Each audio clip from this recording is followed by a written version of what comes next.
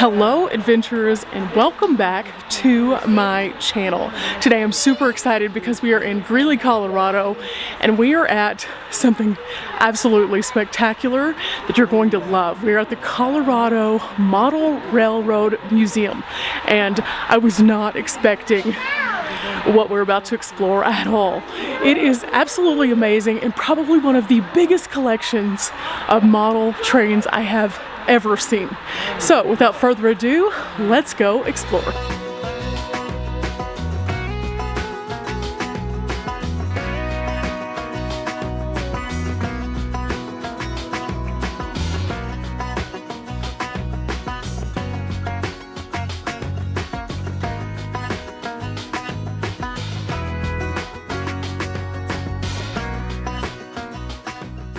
Now, along our adventures, we have seen some amazing miniature locations before, and we've even seen some model trains. However, this takes the cake by far.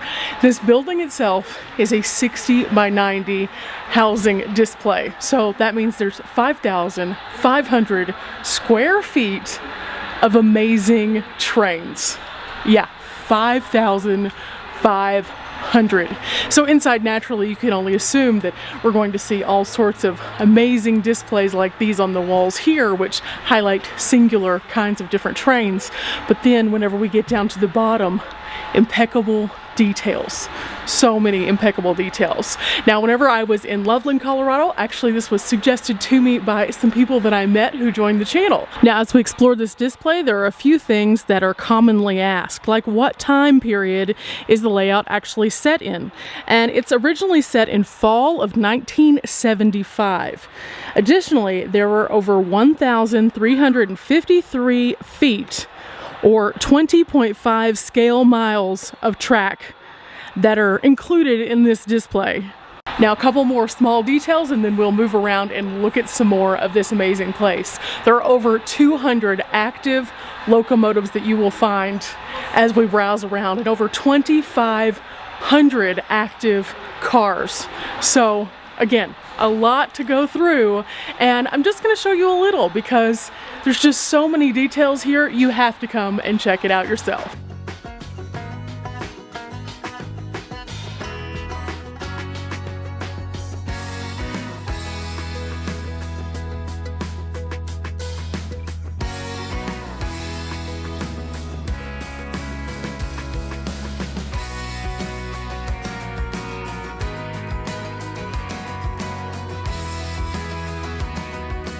Now, if you're interested in trains, this is definitely a place to come because not only do they have the model trains here, but they actually have some really cool historic relics from train past, including all of these different lanterns, some things from the railroad unions, which are really neat, and then of course some of the actual artifacts from some of the most popular trains. But also over here we actually have something I think we can go in, so we're gonna get there in just a minute, but I just want to show you a few of these historic pieces as well, and then we're making our way down here to the main floor.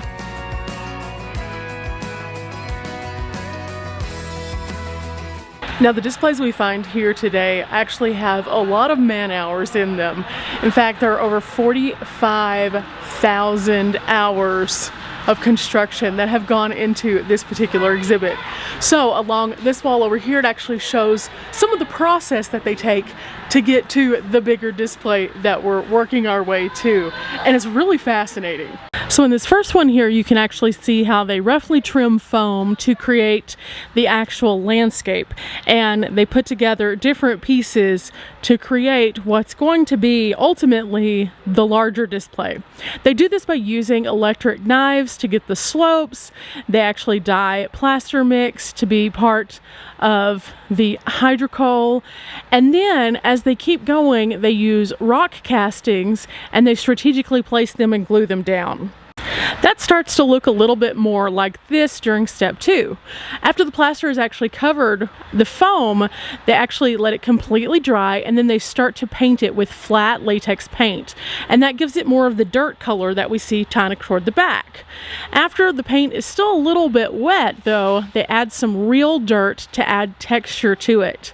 After the dirt level is actually dry, then they start actually finally covering the ground foam and sprinkling onto the land surface to give it more of a natural appearance.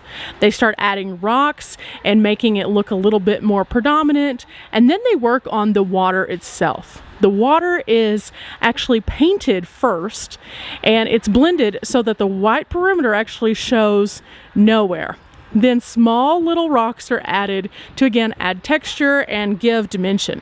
By the time that we get to step 3, the secondary ground covering is actually glued to the land surface, and it's including the bushes and the smaller trees.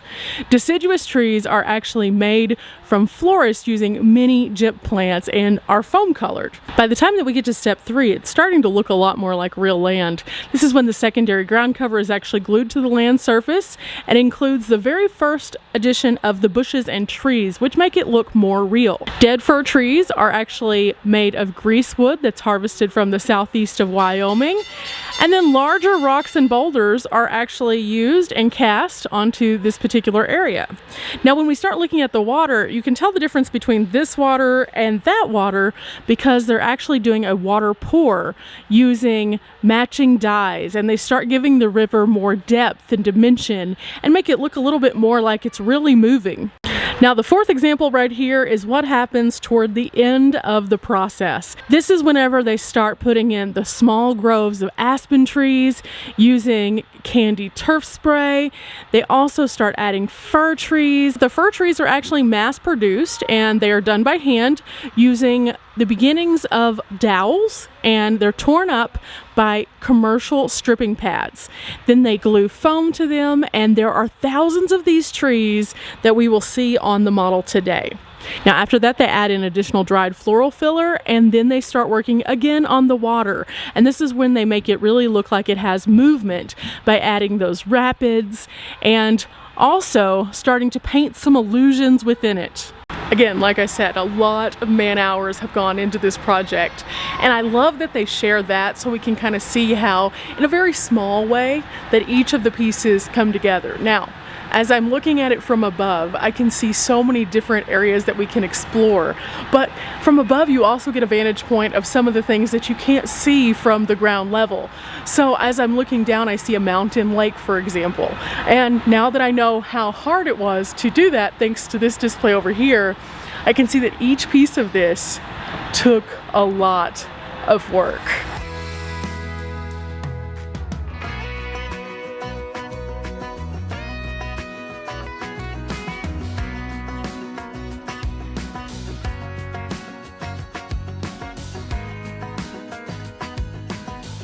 Now, also another question that a lot of people ask is this layout actually based on reality, or is it just something that they put together that looks nice?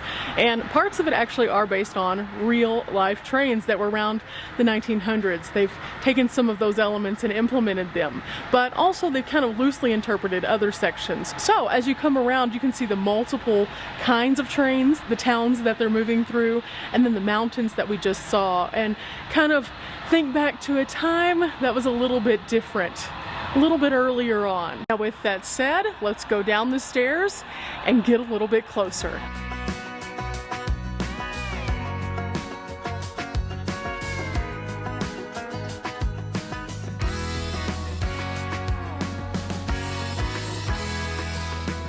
So as you can see, the attention to detail on this set is amazing. All of the little trees, the cars, the placement, the lights, the flashing. There's a button that you can actually push to have the fire department react to an actual fire. And it's so neat because as we've learned now, we kind of know what the steps were just to get the basics looking like they did. But imagine how much work it took to create these cityscapes.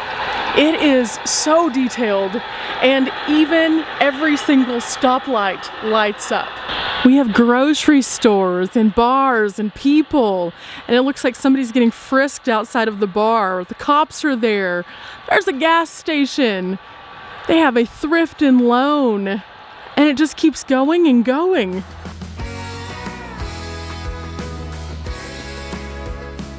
There's a downtown with water towers on the tops of the buildings.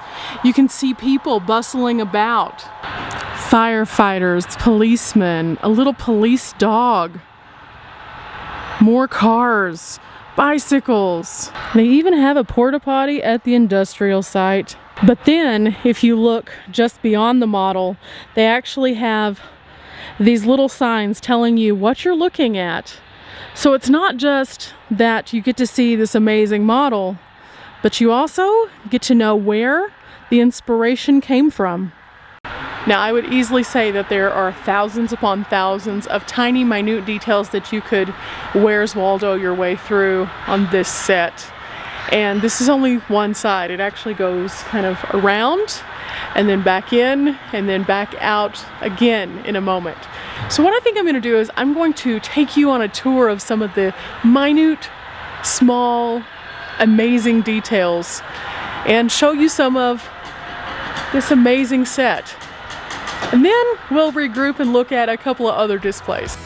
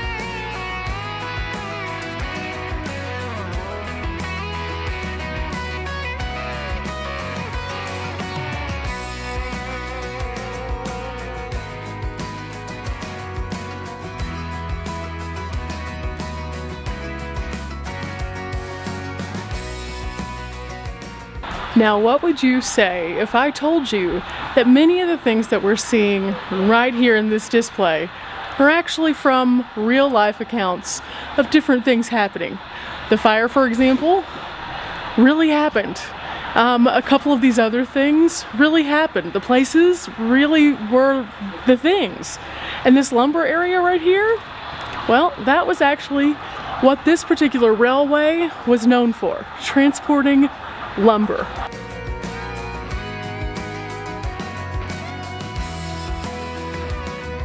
In fact, to visit here is a glimpse into the secret lives of all of these people that we see.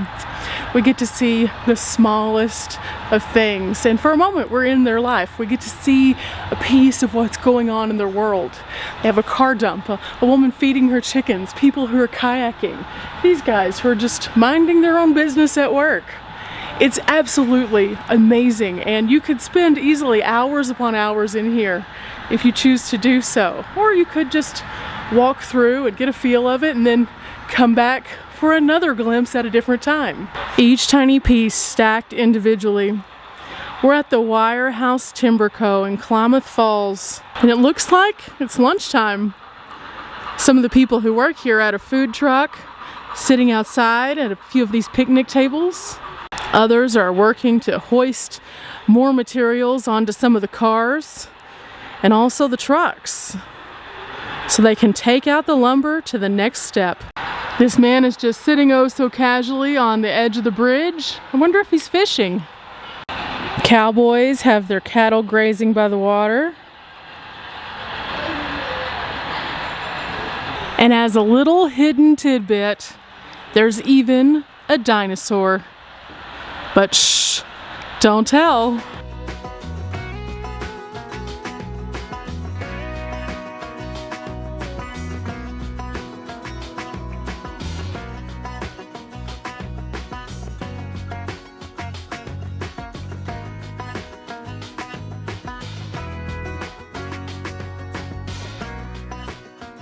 In fact, the more you look at the details, the more you can find some really fun things, like the dinosaur.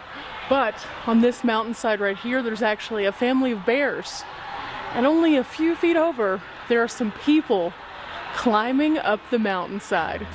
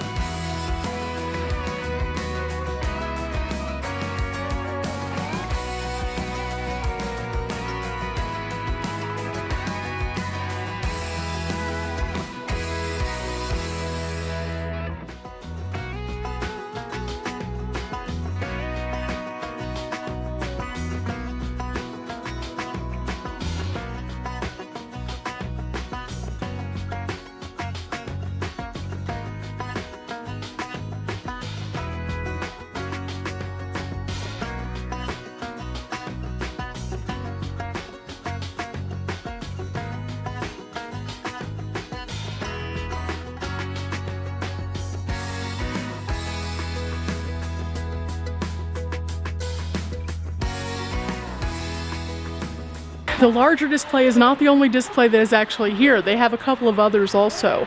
So let's go check out those displays and find out some of the details about them. Like, for example, there's one right over here that's about Christmas, and then one back here that's about the circus.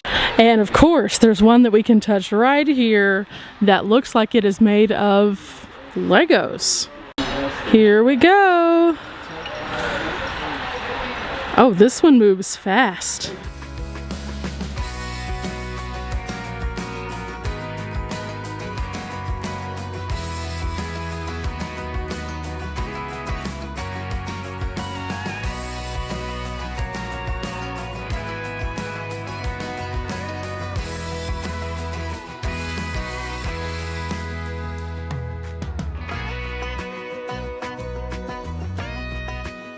Okay guys, we're a little bit behind the scene here and I wanted to show you something really neat. So this is what an original switchboard kind of would have looked like for this, but look at this guy right here. So Modern day technology has taken over the trains, and actually now the trains are capable of so many more things. So what we're looking at right now is actually all of the rails and the trains, and it actually has their approved speeds versus their current speeds right here.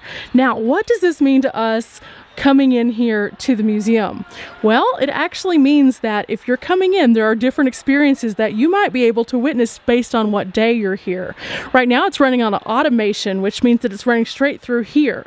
However, they do on certain days actually have someone who is working in this command center and actually flipping the switches and controlling the trains that we are seeing as they go around. Now, the coolest thing about this, though, is not that it could be automated. It's that it could be automated and actually have a remote control. So, whenever you come in, if you see a person that has one of these, they're actually controlling one of the trains that you're seeing in front of you. They can do everything from the whistle, they can make it do all sorts of fun stuff, they can slow it down, speed it up, just about anything. And on some days, you'll actually see people manning posts where they're manually switching the track and doing different things to control the trains themselves. So, whenever you come in, look around for volunteers and you'll know what kind of experience you're getting. Now guys, something else I wanted to share with you is the fact that they do have some rotating exhibits. So for example, the Christmas exhibit that we saw, that one actually they have the entire collection. So they put out a different scene each year. And then they have things like this, the circus right here. And this is on display for a limited time actually, and it's absolutely amazing, but there's more. Here you can find all of these interesting little buttons that control this amazing little scape right here. Has all sorts of different kinds of items inside, several different trains, and lots of moving parts. Okay, let's click a button and see what happens. Now this is part of the fun of these, is as you look around, you actually are looking to see what changes. Oh, there it is, over in the distance. Do you see it? There's some little lights that came on. Let's try another one. Here we go. Oh wow, it raises and lowers the railroad crossing area. So as you can see, this is not your typical railroad display. In fact, this is one of the premier displays in the United States and one of the only ones in the entire world to use some of the aspects that they do. Now that little operating system that I was talking about, the only one in the world. So if you come here to Greeley, Colorado, you will have an experience that is unlike anything you will find anywhere else.